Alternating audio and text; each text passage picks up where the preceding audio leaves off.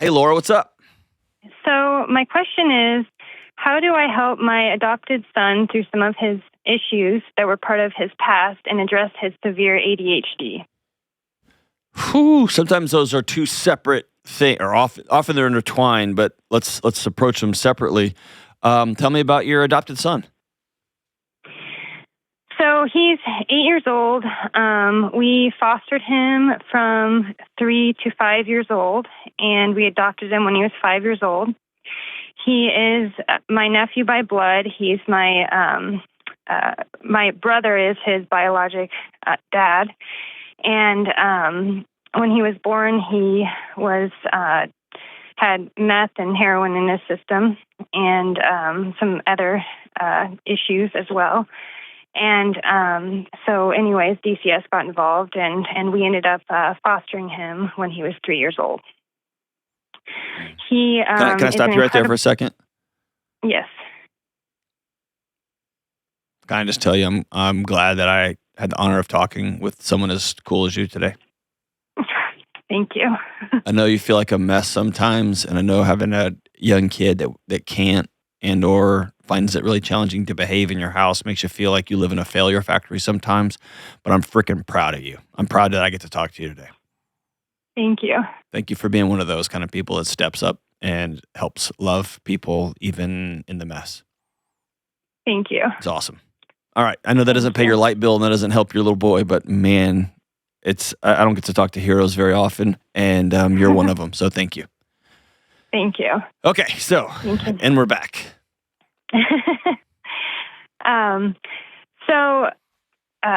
Right now, what we're dealing with is just he has a lot of questions about his past, and we just don't know how to respond all the time to those questions.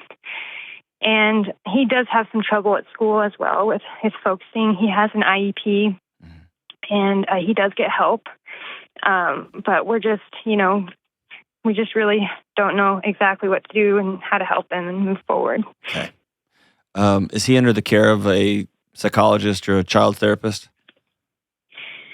So he just went to a neuropediatric psychologist, and he was diagnosed with severe ADHD. He is behind academically, but she didn't find anything else wrong with him besides the severe ADHD and being behind. Okay. What did she recommend as like therapeutic modalities? She recommended medication. Hold on. I just nerded out. I'm sorry. What did she recommend that you guys do? She said it could be life-changing to try medication on him with how severe his past was. Okay. And so we've always tried to avoid the medication because we know that he was born with drugs in his system, and we weren't sure, because he's had other health conditions as well, and we weren't sure if adding to it would be an issue. But we're willing to try it for sure. We're just not sure if we should do it now or wait or. What other health problems does he have? He has a rare form of anemia. He used to have to get blood transfusions every 3 weeks, but now he only gets them twice a year because we removed his spleen, and that helped his condition immensely. Cool. Okay. Yeah. Yeah. All right. So I'm going to preface everything in a very particular way. Okay. Is that cool? Okay. Yes. So I want to bracket everything I'm about to tell you with I'm literally wearing a punk rock t-shirt, and I'm a YouTuber, and we have never met. Okay. Mm-hmm. Mm-hmm. And so everything I'm going to tell you is only couched in what I would do in your situation if this was my kid. Okay. Okay. Number one, I would turn off all of the Googling, and I would stop Googling everything. Okay. You're going to make yourself nuts. Mm-hmm. I would also stop all the social media-ing because you're going to make yourself nuts there too. Mm-hmm. Okay. All right. So that's number one. Number two, Um, if you've ever heard me talk about childhood ADHD, you know where I stand on some of these things. And I have Mhm. just listening to you walk through several things, I think your psychologist, your child psychologist may be right. Mhm. So if you tried low doses, I won't go through them all, but um, here's what I would ask of my child psychologist. And the psychologist can't prescribe medicines. We'd have to go to a family practitioner or we'd have to go to a Mhm. psychiatrist. My preference would be to get in with a child psychiatrist. They just sometimes the wait list can be 6 months long in some of those. Mhm. Um, Here would be my dream is that you would sit down with a psychiatrist and say, can we start with a comically low dose and work up instead Mhm. of playing darts from the top down? Mhm. Okay. Um, I had one buddy of mine who's a physician who said if somebody's already struggling, starting at the lowest dose and cutting it in half, I mean, they're going to struggle for another 30 days and we're going to get some answers versus just Mhm. going in with an entire army of stuff and going, what just happened? Right. And Yeah. so Mhm. that'd be a question to ask, and a psychiatrist who's looking at this report, looking at the psychologist's report, especially if they're a reputable psychiatrist. I mean, a psychologist will um, look at it and go, actually, I think this is the right move here. Okay, Mhm. tell the psychiatrist, I'm nervous to put my kid on amphetamine. I'm nervous to medicate them. They've had other medical issues, and they will wade through that. But I Mhm. want you to be an informed parent saying, if possible, can we start low and go up? Okay. That's number one. Okay. Number two, I would strongly, strongly, strongly recommend getting your kid in with some sort of child therapist, play therapist, and or physical therapist. Mhm. Okay. A lot of the emerging ADHD literature, especially when it comes to interventions, solutions, what do Mhm. you do, right? Has to do with winning both socially and winning physically, regaining control of your body. Mhm. And I've seen it, and it's borderline magic watching young ADHD minds engage in long term physical therapy where Mhm. they begin to have mastery over teeny tiny parts of their fingers and their feet and jumping and falling and having time with a physical therapist. It's pretty amazing. Mhm. Doesn't always work, but I've been compelled. And I remember the first time somebody told me that, I said, I haven't seen that in any literature. I've never seen it. And she just smiled at me and she goes, just watch. Okay.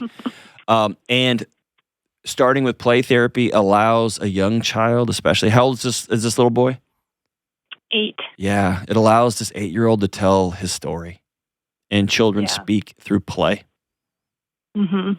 And Okay. so I would strongly recommend that. And here's what a good child therapist will do. They will work through play therapy and they will eventually move them into some sort of group Mhm. where social interaction is slowly moderated, and they gently open their hands and let them go. But kids who have struggled with childhood trauma, kids who have gone from house to house, kids whose dad's in jail. What's your brother? What happened with your brother, by the way?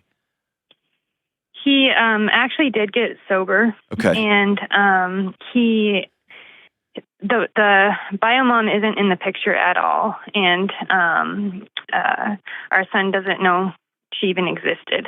Okay. Um, but he did have a relationship with his bio dad because when we fostered him for those couple years, he still saw him, and so and he did get sober, and he continues to be sober, so he does still see him 2 times a month, Okay. and so Is that a good idea? we've been on the fence about it Okay. because our son loves him so much, like gets so excited to see him, I know. and so yeah, it's Is he still in and jail? no, so he never actually went. Okay. With some of the charges that he had, he was possibly going to go, and that's the other thing we struggle with is our son actually knew that because when we were fostering him, his bio dad told him that. Oh, God. That goes back to, is that a good idea, right? Yeah. And my fear for you guys is that y'all become the fun ruiners, the ones who foot all the bills, the ones who have to actually give this kid safety and boundaries. Mm-hmm. And dad gets to carry on with his nonsense. And I know it's your brother. Don't talk ill of your brother, but he gets to carry on with his. It's okay. He gets to carry. Yeah, you're like, I've been living this crap for years, but he gets to carry on with his nonsensical life, and he basically gets this toy that he gets to send home. Yeah. Right. So he can tell all his stories, and yeah, bro, and and here's the deal about your son.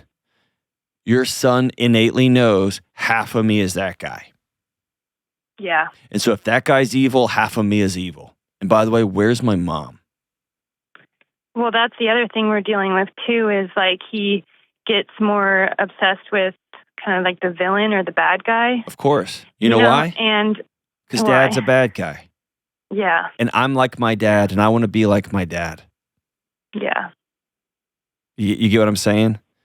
Yeah. And that's where autonomy and control and social. So identifying with dad is how he wins right now. It's how he justifies how he feels inside, because he feels yucky inside. Mm-hmm. And giving him something that he feels good about him inside. Mm-hmm. But it has to come from the inside out. It can't be something that you hand him. So that's why I hope this makes sense what I'm saying, because I realize I can sound like I'm talking gibberish here. If you hand him love and you hand him connection, that's external. It's coming from the outside in, okay? Mm-hmm. Mm-hmm. As an adult, you and I can absorb that. As a kid, their nervous system absorbs it, but his intellect doesn't. His intellect knows, my dad's a bad guy. He almost went to jail. And I guarantee you, your brother pumps that up, right? Mm-hmm. He tells some of the stories. They didn't even get me, and I did this, and he gets it from dad. And he knows part of me is my dad. Yeah. Right? And so he has to, from the inside out, realize he's good. And from the inside out, he's going to realize he's good when other kids don't run away from him on the playground. Yeah. He's going to realize he's good when someone says, hey, I need you to sit down, and he sits down. He's able to control it. Or somebody else says, hey, you got a C on this, and he doesn't just haul off and flip the table over. Yeah. Then he's going to have that stillness from the inside out. Mm-hmm. Is that making sense? Yeah, definitely. Okay. Definitely. Those are, yes, making lots of sense. So the worst thing I have to tell you here is this is going to be an expensive, frustrating road. Yeah. The thing I want to leave you with is I want out in the distance, in those nights when you were laying in bed and you and your husband are sitting there and you're looking up at the sky in the ceiling and you're wondering did you do the right thing, and I hate my brother, and this kid's gonna, I want to shine a light in that darkness, because I think he's got a shot because he's got you. Yeah. Okay? Thank you.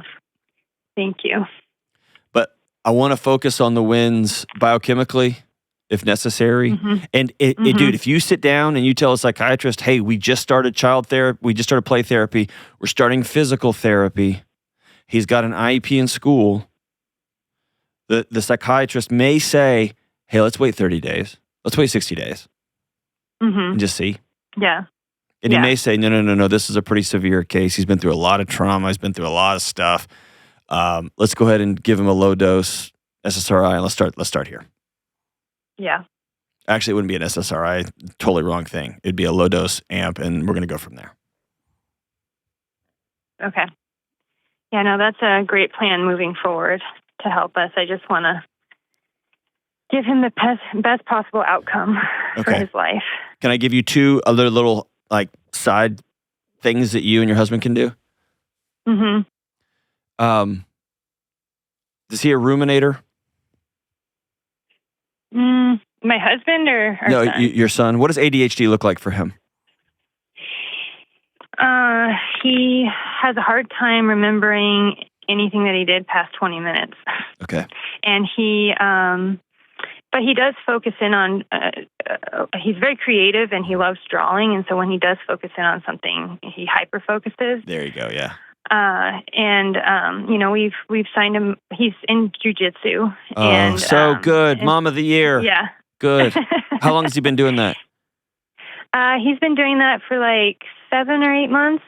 But we did just recently start private lessons with him because, again, we struggled with him being in a group.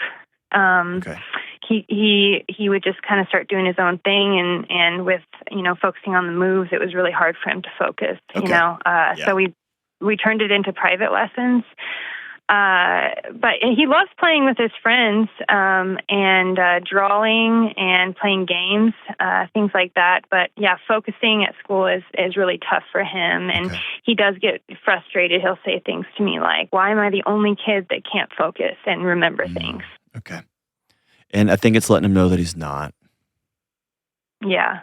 And maybe show him this show and let him know this guy had real bad ADHD. Still does.